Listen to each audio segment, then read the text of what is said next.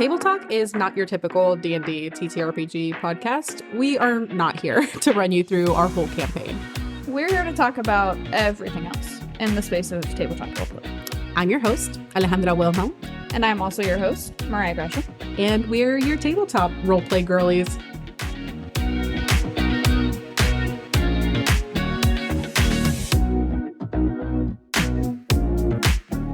Alrighty, and we are live with another episode of Table Talk with your hostesses, me, Alejandra. And me, Mariah. And we are joined by a very special guest. Today, you got a very special guest episode.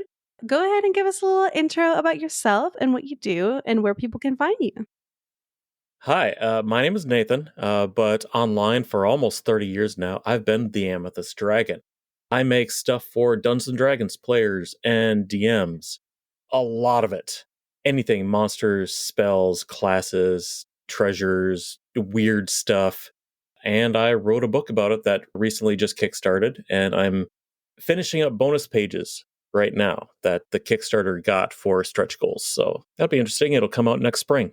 Heck yeah. Congratulations on that. Yeah, thanks. Kickstarter is always very fun and exciting.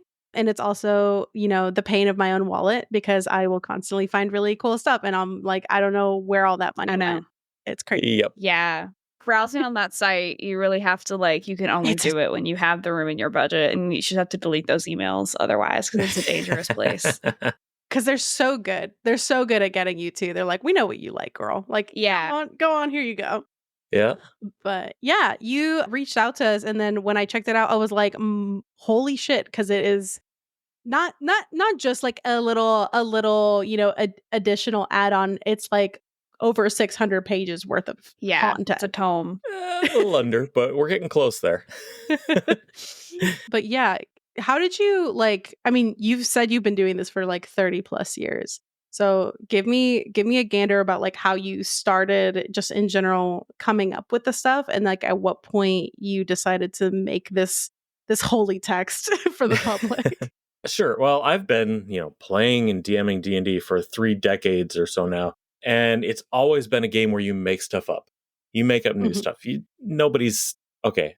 won't say nobody, but most people aren't satisfied with what comes in the printed books from the publisher, what's official.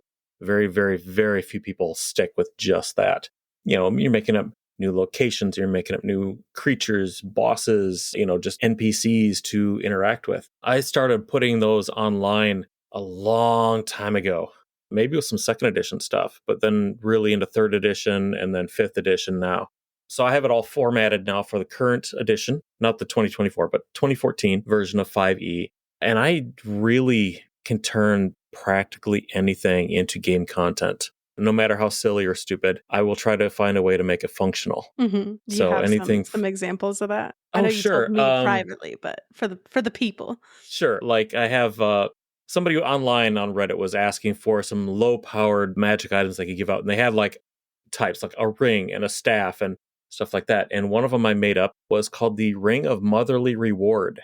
It's a magic ring that once a day can conjure up a serving of wine for every child you have living with you. Interesting. So, that starts stacking. Be like, no, yeah, I've brought many lives into the world, and I must be compensated for it. Thank you. Exactly. You know what? Today's a 2-cup day. Or the Wand of Invisibility, which is a magic wand that casts invisibility. The wand itself is invisible. Incredible. It can never be made visible, no matter what kind of magic you use. And then every morning when you wake up, it has teleported itself somewhere close to you. Yeah, it's giving like I need my glasses to find my glasses. Uh-huh. Like that's the vibe. The level of convenience of the object. Yeah. Mm-hmm. Or, like monsters. I took the idea of cats being comforting creatures, and how they purr at a certain frequency that promotes healing. And I combined that with the antibacterial properties of copper. And I made basically a fey copper cat that will curl up on your lap and purr and help you heal. Oh, I love that. That's nice. I thought you were going to say something horrific, and it was going to be like, it's like a necrosis cat instead, which says more about me than anyone. But yeah, I actually have a what I call a comfort cat in my house. When you're not feeling good, he will come up and lay on you. Incredible. He doesn't necessarily purr, but he lays on you to get pet. My cats purr just by existing, honestly. Like, they'll just be sitting down. You will not be having any sort of physical contact with them, and they are just content and purring by themselves. They just sort of emit a vibration. They're constantly there. Like a small motor. Yeah. A constant source of like very low end white noise. Yeah. But yeah. Or I sometimes turn just random combinations of words into things for the game. Like I'll sometimes have people just, give me 3 totally random words, and within a few minutes within a minute I have an idea, and then within like an hour I have something written out and ready to use for the game. Nice. So, like anything and everything. What's the craziest combo you've had to do? Morbid, something else, and disestablishmentarianism, because people were trying to challenge me. Okay. And it ended up being a plot hook that somebody could use. I love that. No, yeah. I feel that hardcore on the element of like, yes, there are some people that, are diehards for running it by the book and the rules and all that. But in the large case for most people, because the book can only take you so far, it can't account for the people that you will actually have at the table and the things that they will come up with, because those possibilities are infinite, and you do at some point have to make some calls that are off script. And I know for both Mariah and I, very quickly, like once we took up the mantle, we were just like, the book has been tossed over our shoulder and we've never looked back. Like we're I off took the a rails shot and we and lived sat there. down with like nary an NPC sheet and a dream. I was like, all right, here we go. Because it kind of got sprung on me running that first game. So I was like, sure, we'll go to court. I'll play all the NPCs. It's fine. Fuck it. Yeah, basically. It's a challenge, but it's a fun we've challenge. all never touched. Yeah, like I didn't think I would be that person running games, but like I've famously turned into that person. And I'm like, I guess this is fine. This can be part of my legacy. The one time I'm not neurotic. It is freeing though, having that element of like, because I had a very similar in the beginning, because I did and quote said I was gonna go by the book and stick to the book because I wanted to make my life easy, and I thought I was so scared of just all the randomness of it and whether I'd be able to think on the fly. And the more I got comfortable with the process, the more I was like, oh no, it's actually way less stressful to not prep as much and then just kind of go with it. And I very quickly adapted and was like, yeah, my prep for this session is 3 bullet points. I know the beginning, the middle, and the end, and whatever's going to happen in between, we'll get there. Yeah, go with God. Just have faith and we'll get there. I think too, like maybe this is incorrect, but I think you maybe thought there was going to be more combat in our sessions than there was, and that there was going to be need for like to do more math or like more mechanics heavy things, which like in that sense, planning does help. Because there are some people who can just whip out like, 5 rats and a goblin and know that intuitively in their heart, but like it's neither one of us. And so from that side of it, where it's like, oh no, if we're gonna do combat, you have to kind of prep like how much HP people have, what attacks enemies have, like all of that. Whereas if we're just gonna improv, we can kind of do that. Oh yeah. Now I have the idea of 5 goblins and a rat, like a party of goblins who have adopted a rat. The rat is in charge. The rat is like the supreme leader. The rat 100%. I feel like the rat 100% thinks he's in charge, and the goblins just don't have the heart to break his bubble. Yeah, I'm thinking like, like how PCs have a tendency sometimes to adopt animals. Yeah. I'm like, the goblins have adopted this rat, and they're dedicated to keeping it safe and happy. Correct. Yes. The rat can act like a cat. Yeah. 100%. Or the idea of like, I had a character once that was like a tiny little owlin character, but he was raised by a tribe of orcs and believed in all levels except physical that he was one, and conducted himself through society as such. So that led to a lot of great shenanigans and chicanery. And so I'm like, I'm picturing this little rat raised by goblins, just believing he is a goblin. And he's never been told otherwise. I am Gob. Yeah. When I started DMing years ago, I used to prep everything. Like, here's the places they would go and descriptions of them, and here's the monsters and they're all their stat blocks, and here's the path that they're going to take. And over the years, I learned that players don't follow the path you set out. And now I improv at least 90% of every game session. And I have the world, I have some things that I'll toss at the players, but a lot of it is the world reacting to what the players have done. Yeah. And it's freed up so much time outside of the game for me to write this other stuff and put it online and in my book for people.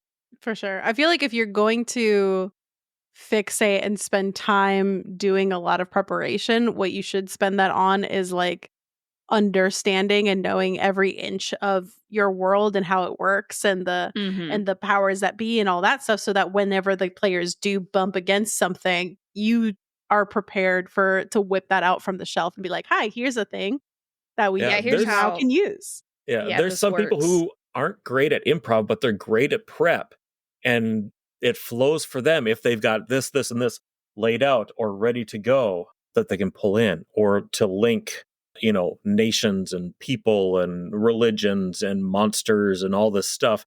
They've got it mapped out and linked out. That works for them. It is amazing for people who do all that work too. For sure. I'm kind of a fly by the seat of the pants guy, and I've used the same game world for 30 years. So you've got it down pat. Yeah. You've built a ship as you're sailing it, and like now it's kind of fine. Mm-hmm. Yeah. There's a bit I catch myself of like, there's some things I like, bigger plot things I'll prep, but I also end up just making sure we record our sessions, and I make sure I take good notes on anything that any chicanery or thing that's done. If anybody, like I run VTM, of course, as everyone knows. So are we lying to an elder kindred? Are we like, what are we doing that might come back to bite us later? I make sure I have all that written down. And then I will go back and sort of be like, okay, how has the world shifted? What information do we now have about the world that we didn't have before that I pulled out of thin air? And then I just have to incorporate that and hope. Like, we've not played enough sessions where I've countermanded myself or like I've said something incorrect. So hopefully I can keep a tight enough grip on it where that doesn't happen. But yeah, the goal is kind of like make my set point after each session. And I'm like, all right, how much more of this world has gotten flushed out? Oh, so you take good notes. I try to. Takes good notes. I try to, and we record. I try to keep my notes open. I downloaded Obsidian, and I've not converted everything over to there, but I've started to, and eventually I want to. Nice. My notes are 90% just out of context quotes from the players. We have a section in our Discord that's for that too. Yeah. I've built a whole ecosystem of a Discord for my purposes only. And so like there's the top half of the Discord channels, which are for the players. And it's like an iceberg where everything under like the voice channel are all those channels that are just for me and my council of DMs to scheme and plot. And I have all like the artwork and lore and references in there. So everybody can just review the information and be like, hi, I have an idea for you. And I'm like, awesome. Yes, bring them to me. Thank you. Nice. And like as far as like, especially in very heavy role play sessions, like I won't say I fly by the seat of my pants entirely, because we do also play for pretty long hours. So I do have to have enough content to last us that whole thing. So I structure it, and then there's freedom within that structure to just do whatever you want with it. But I like to think of it as like, I have an idea of certain major events or schemes or plots and things like that, but it's kind of like I keep them in a little bottle in a shelf behind me. And I know they're going to happen at some point. I'm just going to wait for the right time thematically to be like, I'm going to take this one down and just pour it out on the table and see what happens. And like, it's worked out pretty well. And there's times when like, for example, like right now we have a whole situation with one of our characters who's got like a very like Malfoy Lannister coded toxic ass family. And there's like balls and engagements and drama and dating and all this bullshit. And she's being courted, and it's also part of a scheme. And so like I knew her dad was going to have some fuck shit going on, but then she, again, like her family is known for being like, we only go for ASMR and tiefling bloodlines because we're just eugenicsing over here. That's all you get to pick from. That's all they get to pick from. So I of course prep a plethora of suitors for her at this ball that are of those two ancestries and stuff, with the idea that she's gonna, figure one out. And then she's like, but what about like this Genasi boy that's way the fuck over here, that's a side NPC? And I was like, Yeah. what about him? I about literally I threw him in to fill out a family, but yeah, what about him? Please do tell me. He's mostly invisible because he's Yeah, made of shadow. he's made of he's smoke. hiding. He has no form, Yeah. and he's the one that caught your eye, but go Give on. me that faceless man. And then she's like, I like him. And she makes a very good argument to her parents about it. And then I have to sit there and be like, well, why would he agree to this when it's so out of left field for like what their family does? And then I'm like grabbing this bottle and I'm like, what if there's a coup? And I was like, cool, this is where we're at. But I love it because I'm like, yeah, this is fine. Yeah. In case of unplanned romance, break glass. Correct. Yeah. You did make him like very way. shy and nervous and like awkward and cute. So there was really no hope for him to not remain in the shadows, literally and metaphorically. After I get it, but I'm like, I know you. I think I know you bitches, and I know she's like, I love a problematic bad boy and this and that and the whatever. And then she's like, what about this shy little bean who's in the corner, who was never meant to even be perceived? Hey, I'm like, yeah, sure, go for it. Them's the breaks. Yeah, I should listen. I know better than to expect anything at this point, but.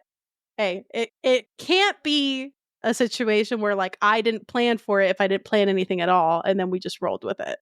Yeah, exactly. I'm like, no, yeah, this was all according to plan. And then my favorite form of prep or lack thereof is when my players are scheming and plotting at the table, and then they are trying to guess where shit's going. And then they give me something that's much better than anything I had fucking planned. Yeah, I know. And I'm like, I've had to stop. That was mine all along. Because I was like, I'm guessing things that are probably worse than what you have planned. And well, in your case, to stop. My case for my arc, no, reality was worse. But just in general, where it's like, ooh, we need to be careful about.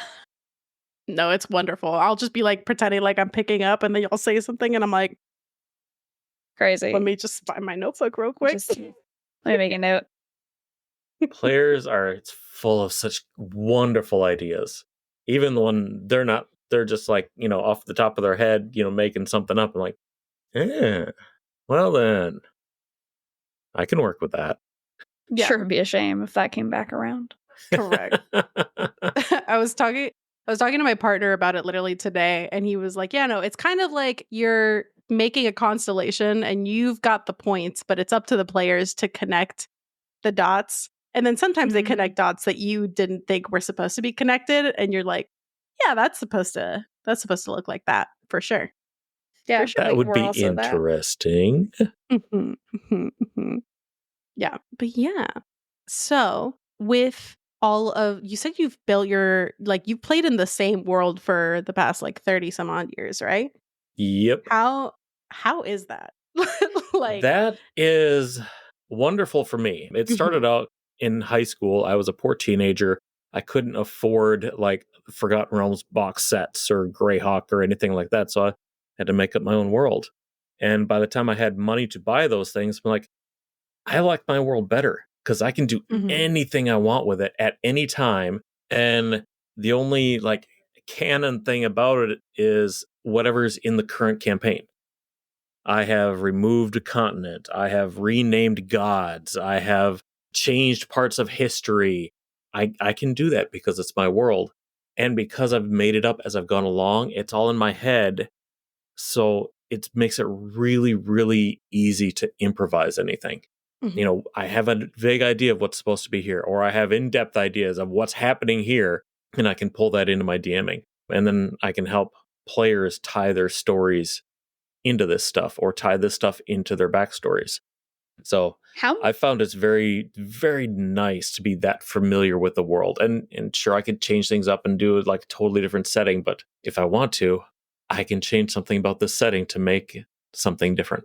Mm-hmm. How much of it does like exist in your brain versus how much is written down? Like, is it truly just all in the Mind Palace, or do you have like some documentation of it? Probably about 95% in my head. Like I have a world map, and and I actually use that for tracking where the players are and where they're going to end up. They've seen versions of it, and I make versions that they can buy in game of like, they bought this in a port city, so it's going to have like all the stuff that's along the coastline, or they bought a map for this trade route, and it's going to have the towns along this trade route, or a local map. And I can do that, pull it into, I use GIMP, used to use Photoshop, and I can like, zoom in on that, or remove the city names, town names of the areas that's not covered by this particular map.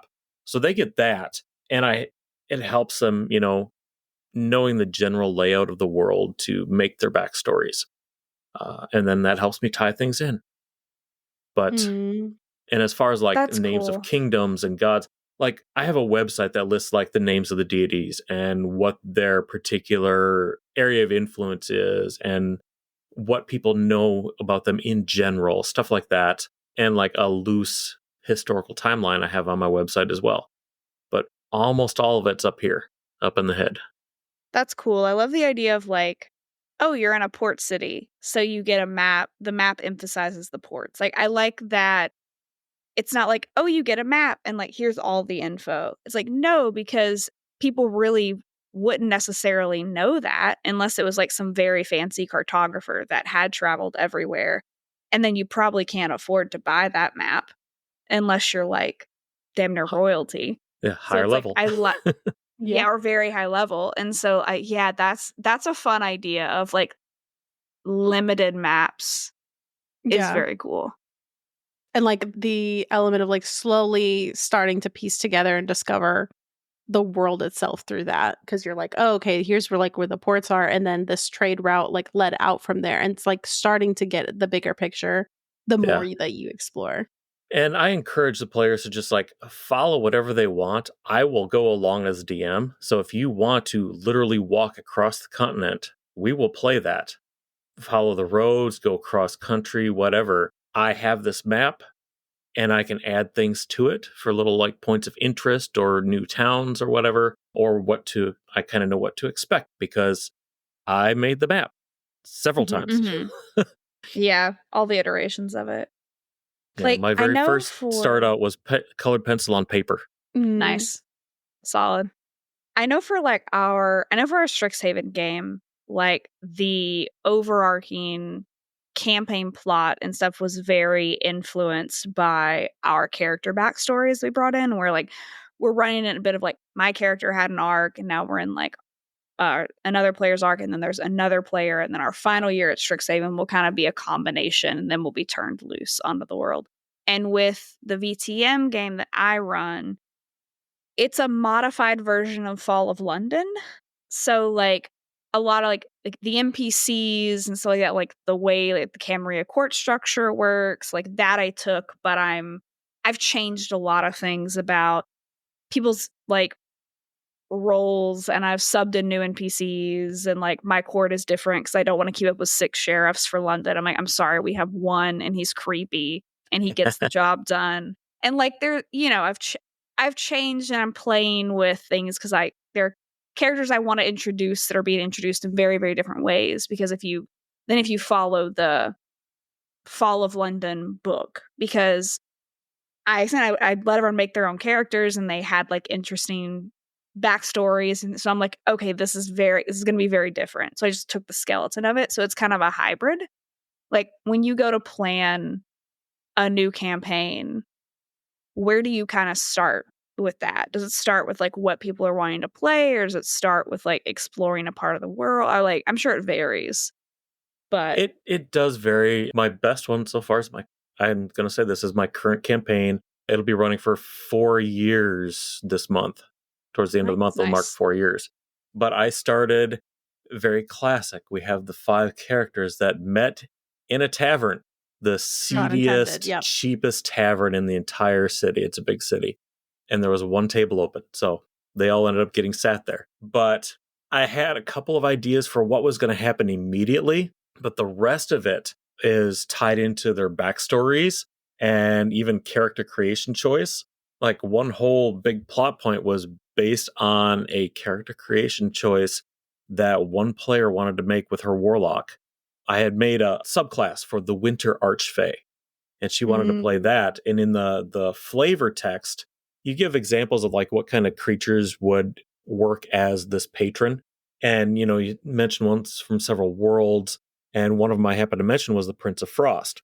It doesn't actually exist in my world because I already have an Archfey of Winter, but she wanted this Prince of Frost to be her patron. I'm like, in my head, I'm thinking, but he doesn't actually exist. And then I'm like, but maybe he's an imposter who's impersonating the actual Archfey. And that took off on a whole thing. And they actually just recently finished up with that arc.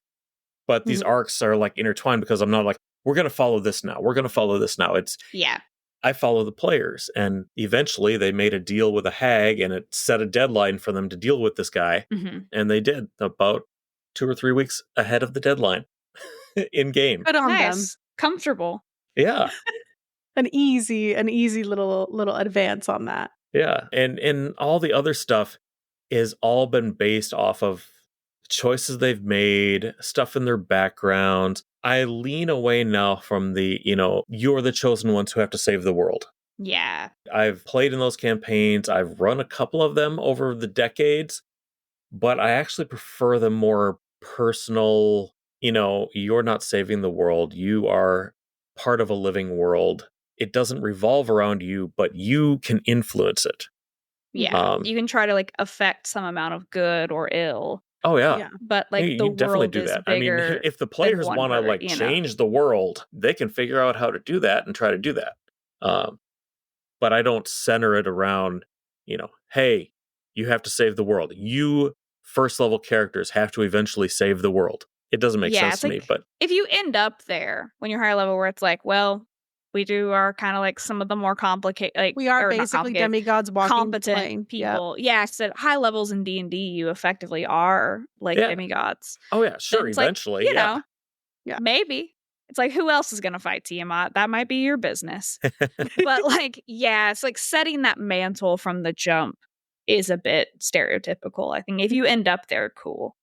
But so I like to base it off the backstories and their choices and their interactions with NPCs and the roll of the dice sometimes. If they tried something and succeeded wildly, that can change the course of the story, or failed really, really badly, but they're still alive. Something else can happen. They accidentally froze a section of the sea once because of some bad rolls. Hey, it happens to the best of us. Like, climate change is a hell of a drug. I don't know. And then set about a long arc to fix it. Y'all see that iceberg out there? Crazy. Don't know how that we were rowing past. Who's to say? That would be awkward when you got back to land and everyone's like, "Excuse me." Hey, we're a fishing town, bitch. What do you mean it's frozen? Oh yeah, they froze a giant a section of the sea that closed off the port city that they started and connected that to an island full of dangerous things like dinosaurs and beholders. Sick. Ooh, forbidden land bridge. Yeah. Cool. Just a beholder floating across. Be like, I'm free, bitch. Here I come. Oh, God. No, How do you encourage, or do you have any advice for encouraging players to form good, compelling backstories that have legs that run? Because I know that's something we've touched on a lot. People have asked us of how do you get your players to turn in backstories where if they're not the stereotypical here's a novella of my character from birth until present day. Right. What I do is I've actually found a couple of questionnaires online, and I use one that has a whole bunch of questions what was your family life like starting out? Do you have any siblings? Is your family still alive? Hey, it's D&D. What are your characters' goals? How much ammunition do I got? Yeah, what are your characters' goals? If they have magic, how did they come about being able to use magic? What's the source of their power? Do they know? Do they not know? Is it a mystery? But then these questions give me something to build off of. And also, it kind of encourages them not to write a novel so that it leaves holes for me to put something in, or it leaves ambiguity for me to take what they created and alter it. So it's still what they made, but they discover something new about it along the way. Yeah, you can kind of like co-create. Like our friend Bex is about to start running like a horror. It's going to be like a 4-shot campaign. Like we're all very big fans of like co-creating the world, co-creating our characters and stuff. And so we do this in all the campaigns, but Bex, Ollie, and I were just talking about it yesterday. Because I was like, oh, did you like how I've been like messaging you about like, does this thing feel true for your character? Like you said this, here's an idea I have. And like that back and forth is so fun. Yeah. Too, I think, because seeing how someone else interprets an idea you have, like from both sides, either as a player to the DM and from the DM to the players, is so cool. And like that may be a me thing, just because like I'm a writing nerd, and so it's like how your words are perceived is always like fun to see. Because like sometimes something can be so clear in your mind, but it doesn't stand as clearly in someone else's. And that's the eternal struggle. And so it's like having that rapport is so helpful. And when you do something like that, you could actually have like player characters that have a previous relationship. You know, I give the example of like Vex and Vax and Critical Role. They were siblings. Or, you know, they might be cousins, or they might have served in the same military unit, or, you know, they were the last 2 survivors on a shipwreck years ago and they just became friends. You know, now they, you know, got gear and equipment and they're ready to go adventuring and stuff. But, you know, they might have been stuck on an island together for a year and learned to put up with each other. And then they got rescued or something, you know. So that's a good collaborative option, too, as previous relationships. Yeah. One thing I loved was we're on an actual play with Boss Jellybean as our GM. And before we like even got going, during our session 0, we had like a random table where we would roll to have like one-on-one scenes, and it kind of like alternated across all. So everyone had a connection. And so we would role play a scene, and then we would randomly roll to see like what the scene was about. And so I think like one of mine that I got was like me and this other character that you're like, I don't know in what world we've like encountered each other, but I guess we're doing this. And it was something about like a prophecy. And so, you know, Janelle is also having to improv in the moment and being like, okay, like how am I going to have to tie this in, and like presents us the scene, and like we dictate it out and stuff. But I loved that, especially because it established even before we even got into the game. It's like a very quick, snappy thing. But it's like, yeah, maybe I haven't seen this character in years, but I did encounter them once before in a very memorable way. So now re-encountering them, that colors the way that we're going to talk to each other and the way that our characters are going to cross. And it was, that was a really very good way to do that. But yeah, because like Ollie's character and mine had a scene together. And then both of our characters had a scene with another like player's with character. That person. And so when we all saw each other, there was a varying degree of reaction where like it was fine with my character, and the other we're like, I recognize you. And then Ollie's character was like, I recognize you. And it was very fun to see that play out. Yeah. Your character was like, wait a minute, I met you once at a Target, didn't I? And I'm over here casting offensive spells at them. He was like growing claws. On site. I was like, oh, is it not chill? Like, are we it was a very good way to get those like connections established. And I like am definitely going to yoink that at some point, which is the name of the game. We just be stealing all the fun things that we encounter and be like, no, this is great for me, thank you. That does sound fun. I like that. Yeah It's also something of a like I was gonna mention before, the point that you made about like the chosen one heroes dynamic and all of that stuff, or like facing world ending danger and all of that. And it was something I hadn't like thought about, but I was like, now in retrospect about the stuff that I am like plotting and scheming, I'm like, oh yeah, no, they're very much like, there are bad things that happen all over the setting, and it's just a matter of like, do you bump into it and what do you do about it? But it's not ever going to be, in my mind, never going to be like a world ending thing. It's just a matter of like, this is the nature of the world. And for them specifically, like we're running also very modified Strixhaven because it's Strixhaven by the skin of its teeth. We took the school administration mechanics. We took the school administration and that's it. But very much that element of like the book itself was like, hey, you can drop this anywhere. So I was like, cool, I'm going to drop this in an entirely homebrew world that I already know the lore about. and we're going to roll with that, because then same thing you said, I can make those calls and adapt it and no one's there to tell me it's wrong. Yeah. From like a place of authority. Yeah, but they're like, I framed it as like the city runs on a hero economy. Like they use the school to produce heroes who then get sent out all over the country and the world to go service those cities that are like, hey, we need specific types of people over here to deal with something. And they just send them out. And for them, like, it's a weird cultural attitude around, yeah, like your parents died because of a very traumatic thing. That's kind of what happens around here. Like, that is the line of business that they are in. Yeah, and it's like where, because like that happened to my character, and so like how our parents actually died versus how it's publicly known is different. But it's like our party got catapulted as like freshmen into the limelight in a way that like many other parties haven't. And so it's in a weird way, it's like, oh yeah, you had this, like the worst thing that's ever happened to you has also put you miles ahead of like other people. And so that's a fun little it's a traumatic experience, but then other people are like, damn it, you got real world internship experience. It's going to help you land a job when you get out. Yeah, and then my character's like, I had to kill the desecrated remains of my parents. Like, can we all chill out? It's bad here. Like, do you want to switch? Yeah. I don't think you want the smoke. Yeah. But then also, like, once y'all get to the point after graduation and everything, because it is very, like, we work on, like, one character's arc, and then the other two characters have, like, the lead up of their arcs starting to, like, happen on the tail end, and then we break off into the next one. And then once y'all are done, I'm very excited for the prospect of just getting to be like, hey, this world that we've been playing in for the past, like, 3-4 years, now you're just free to roam, and you've helped me build all the other separate things in that time frame. I'm so very, very excited for that. It'll be cool.